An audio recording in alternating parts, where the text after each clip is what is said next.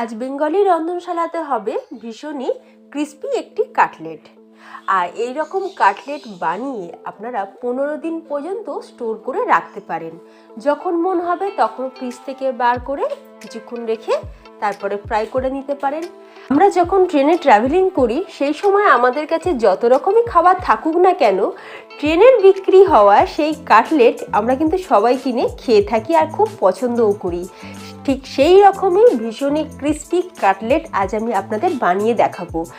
এই কাটলেট বানিয়ে আপনারা যদি কাউকে খাওয়ান তাহলে সবাই কিন্তু আপনাকে এটাই জিজ্ঞাসা করবে কী দিয়ে তৈরি হয়েছে যে এতটাই ক্রিস্পি। নমস্কার বন্ধুরা, আমি রমা, বেঙ্গলি রন্ধনশালা চ্যানেলে আপনাদের সবাইকে স্বাগত। আসুন বন্ধুরা, দেখে নেওয়া যাক আজকের এই ভেজ কাটলেটের রেসিপিটি। ক্রিস্পি ভেজ কাটলেট বানানোর জন্য এখানে আমি গুঁড়ো করা পাউরুটি নিয়ে নিয়েছি। আপনারা চাইলে মার্কেট থেকে কেনা যে ব্রেড ক্রাম্ব সেটা দিয়েও করে নিতে পারেন, বা আমার মতন এইভাবে বাড়িতেই বানিয়ে নিতে পারেন ব্রেড ক্রাম্ব। তো কিভাবে করছি, আমি স্লাইস পাউরুটিকে মিক্সির মধ্যে দিয়ে গুঁড়ো করে নিয়ে সেটাকে এখন কড়াইয়ের মধ্যে একটু নেড়ে নেব। এটা নেড়ে নেওয়া দুটো ফায়দা আছে। এক হচ্ছে যখন কাটলেটটা তৈরি হবে তাতে তেল ভীষণই কম অ্যাবজর্ব হবে, আর একটা কারণ হচ্ছে এইভাবে একটুখানি কড়াইয়ের মধ্যে নেড়ে নিলে কি হয়, ভীষণই ক্রিস্পি তৈরি হয় কাটলেটগুলো। তো এটা আমি কড়াইয়ের মধ্যে নেড়ে নিয়েছি। এখন এটাকে অন্য একটি পাত্রে ঢেলে রেখে দিচ্ছি। ব্রেড ক্রাম্ব আমাদের তৈরি। এবার নিয়ে নিচ্ছি চিড়ে। আমি এখানে ভেজানো চিড়ে ব্যবহার করব না, আজ আমি ব্যবহার করব গুঁড়ো চিড়ে। এইরকম বাড়িতে যেরকমই চিড়ে থাকুক না কেন, চিড়ে দু রকমের হয়, একটু পাতলা হয়, একটু মোটা টাইপের হয়। তো এখানে আমি মোটা যে চিড়েটা সেই চিড়েটা নিয়েছি। এই চিড়েটাকে আমি মিক্সির জারের মধ্যে দিয়ে একটা পাউডার বানিয়ে নেব। চিড়ের কোনো পরিমাণ আমি বলছি না, কারণ চিড়ের পরিমাণটা সম্পূর্ণ ডিপেন্ড করে আলুর ওপর। এবার একটা মিক্সিং বোলের মধ্যে আমি নিয়ে নিচ্ছি হাফ কাপ পরিমাণে ময়দা, দিয়ে দিচ্ছি সামান্য পরিমাণে লবণ, আর দিয়ে দিচ্ছি 1 টিস্পুন চিলি ফ্লেক্স। সব কিছু দিয়ে একটু মিশিয়ে নিয়ে দিয়ে দেব জল। জল দিয়ে আমি এটার একটা ব্যাটার বানিয়ে নেব। জলের পরিমাণটা অল্প অল্প করে দিতে হবে। একবারে বেশি পরিমাণে জল দিয়ে দিলে দলা ভাব এসে যাবে, যার ফলে অল্প অল্প জল দিয়ে একটা স্মুথ ব্যাটার আমি তৈরি করে নিলাম। এই যে দেখুন বন্ধুরা, ব্যাটারের কনসিস্টেন্সিটা একবার দেখুন। ঠিক এই রকমই ব্যাটারটাকে রাখতে হবে। এইবার গ্যাসের ওপর বসিয়ে দিয়েছি কড়াই। তেল দিয়ে দিয়েছি 2 টেবিল স্পুন, অয়েল দিয়ে দিয়েছি। তেল গরম হয়ে গেলে দিয়ে দেব একদম ছোট ছোট করে কেটে রাখা গাজর, দিয়ে দিলাম ছোট ছোট করে কেটে নেওয়া ক্যাপসিকাম, দিয়ে দিয়েছি ফ্রেশ বিনস কেটে নেওয়া, আর দিয়েছি কর্ন। এখন দিয়ে দিলাম হাফ কাপ পরিমাণে মটরশুঁটি। এই ভেজিসগুলো আমি দিয়েছি। আপনারা আপনাদের পছন্দ মতন ভেজিটেবল দিতে পারেন, বা যেটা পছন্দ করেন না সেটাকে স্কিপও করতে পারেন। দিয়ে দিলাম স্বাদ অনুযায়ী লবণ, 1 চা চামচ পরিমাণে ধনে পাউডার, 1 চা চামচ পরিমাণে রোস্টেড জিরে গুঁড়ো, দিয়ে দিচ্ছি হাফ চা চামচ পরিমাণে হলুদ গুঁড়ো, লঙ্কার গুঁড়ো দিলাম 1 চা চামচ পরিমাণে, দিয়ে দেব ব্ল্যাক পেপার হাফ চা চামচ পরিমাণে। সব কিছু মশলা দেওয়ার পর আবারও আমি কিছুক্ষণ নাড়াচাড়া করে নিচ্ছি। এই যে দেখুন বন্ধুরা, খুব ভালোভাবে নাড়াচাড়া করে নেওয়ার পর এখন দিয়ে দিচ্ছি 1 টেবিল স্পুন গ্রেটেড আদা আর কাঁচা লঙ্কা। আমি গ্রেট করে নিয়েছিলাম সেটা এখন দিয়ে দিলাম, আর দিয়ে দিলাম কসুরি মেথি, আর এখন দিয়ে দিচ্ছি আমচুর পাউডার। আমচুর পাউডারের পরিবর্তে আপনারা চাট মশলাও ব্যবহার করতে পারেন।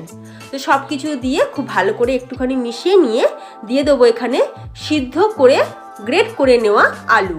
আলু সিদ্ধ করে নেওয়ার পর যদি গ্রেটারের সাহায্যে গ্রেট করে নেওয়া হয় তাহলে আলুর মধ্যে কোনো দলাভাব থাকে না বা কোনো শক্ত ভাবও থাকে না, যার ফলে আলুর স্টাফিংটা বা পুরটা খুব সুন্দর তৈরি হয়। তো আলুটাকে সিদ্ধ করে নিয়েছিলাম, আর অবশ্যই আলু সিদ্ধ করে সেটাকে ঠান্ডা করে নেওয়ার পর তবেই গ্রেট করবেন। আলুটা গরম থাকলে তার মধ্যে জলীয় ভাব বেশি থাকে, যার ফলে আলুটা ঠান্ডা করে নিয়ে যদি এইভাবে পুরটাকে তৈরি করা যায় তাহলে সেই আলুর মধ্যে জলীয় ভাবও কম থাকে আর বাইন্ডিং করার ক্ষমতা আলুর মধ্যে বেশি থাকে। আর এখন দিয়ে দিলাম যে চিড়ের আমি পাউডার বানিয়ে রেখেছিলাম সেই চিড়ের পাউডার দিয়ে খুব ভালো করে আবারও কিছুক্ষণ আমি নাড়াচাড়া করে নেব। দেখুন বন্ধুরা, আলুটা কিন্তু খুব ভালোভাবে বাইন্ডিং একটা এসে গেছে, মানে পুরটা আমাদের তৈরি হয়ে গেছে। এবার আমি একটা প্লেটের মধ্যে ঢেলে ঠান্ডা করে নেব।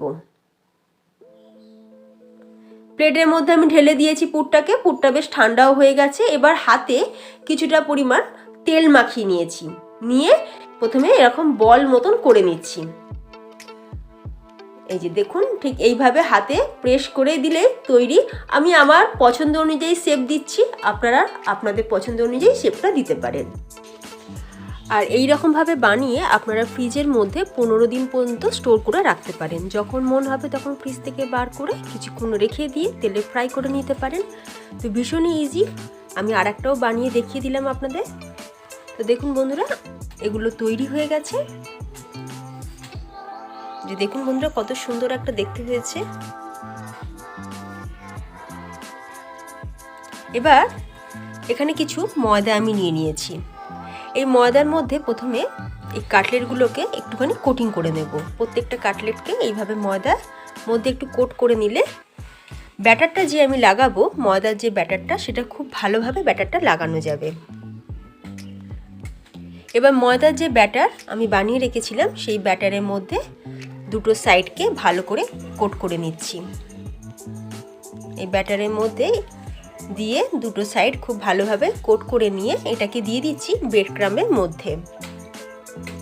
ব্রেড ক্রাম্ব দিয়েও দুটো সাইডকে খুব ভালোভাবে ব্রেড ক্রামে কোটিংটা করে দিলাম। ঠিক একই রকমভাবে বাকি সবগুলো বানিয়ে নেব। কাঁটা চামচ দিয়ে করছি যাতে আমার হাতেতে ব্যাটারটা লেগে না যায়। আর হাতে ব্যাটারটা যদি লেগে যায় তাহলে কি হবে, ব্রেড ক্রামের মধ্যেও ব্যাটারটা লাগবে।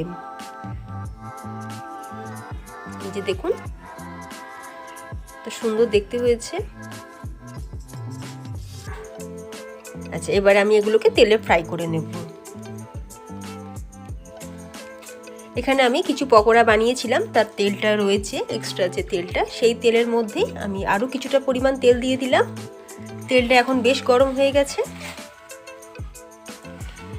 এখন গ্যাসের ফ্লেমটাকে মিডিয়ামে দিয়ে এক একটা কাটলেট আমি তেলের মধ্যে দিয়ে দিলাম।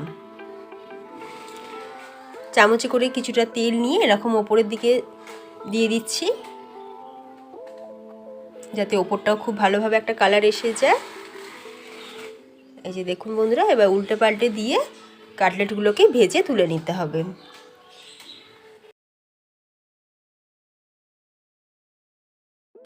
দুটো সাইড খুব ভালো করে উল্টে পাল্টে একদম লাল করে একটু ভেজে নিয়েছি। ভীষণই ক্রিস্পি তৈরি হয়ে গেছে। এবার এগুলোকে তুলে নিচ্ছি। ঠিক একই রকমভাবে আমি বাকিগুলোকেও ভেজে তুলে নেব।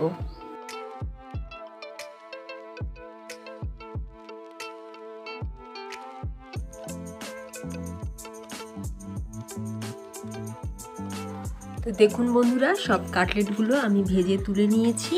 ভীষণই ক্রিস্পি কাটলেট তৈরি হয়ে গেছে। তো আপনারা দেখতেই পেলেন, বাড়িতে থাকা প্রত্যেকটা উপকরণ দিয়ে সহজেই এই রকম মুচমুচে কাটলেট আপনারাও বাড়িতে বানিয়ে ফেলতে পারেন। আর এইভাবে বানিয়ে ফ্রিজেতে আপনারা 15 দিন রেখে দিতে পারেন। যখন মন হবে ফ্রিজ থেকে বার করে সেটাকে ফ্রাই করে নিতে পারেন। আমি একটা কাটলেট আপনাদের দেখাচ্ছি। দেখুন বন্ধুরা, ঠিক কতটা মুচমুচে হয়েছে। আওয়াজটা শুনে আপনারা নিশ্চয়ই বুঝতেই পারলেন কতটা ক্রিস্পি আর মুচমুচে তৈরি হয়েছে। বাইরে থেকে যতটাই মুচমুচে তৈরি হয়েছে, ভেতরটা কিন্তু ততটাই সফট। এই যে দেখুন বন্ধুরা, ভেতরটা পুরো সফট। আপনারা অবশ্যই বাড়িতে একবার বানিয়ে দেখতে পারেন। আশা করব আপনাদেরও কিন্তু খুবই পছন্দ হবে। তো বন্ধুরা, যদি ভিডিওটা ভালো লাগে তাহলে প্লিজ ভিডিওটা শেয়ার করুন আপনাদের ফ্রেন্ডস এবং ফ্যামিলির মধ্যে। তার সাথে আমার চ্যানেলে যদি আপনি নতুন দর্শক বন্ধু হয়ে থাকেন তাহলে প্লিজ ভিডিওতে একটা লাইক দিয়ে আমার চ্যানেলটি সাবস্ক্রাইব করে নেওয়ার অনুরোধ রইল। তো বন্ধুরা, আজ এই পর্যন্তই। ভালো থাকবেন। ধন্যবাদ।